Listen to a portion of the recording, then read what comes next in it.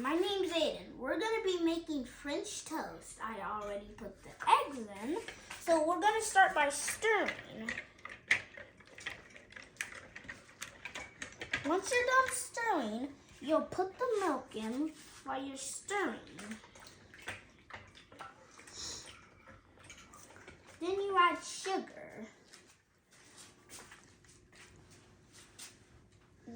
Okay, then we add some sugar, put that back in, then we stir it.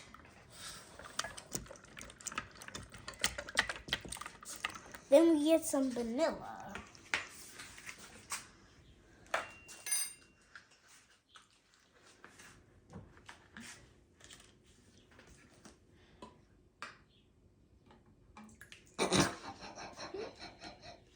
Cut that out. Then you stir it when you add the vanilla. Then when you're done, it has to be completely white, no orange spots. Then when you see no orange spots, add the cinnamon, and start stirring. Then you'll get like cookie dough. It'll look like cookie dough, but it's actually gonna be something else. You're just gonna start stirring.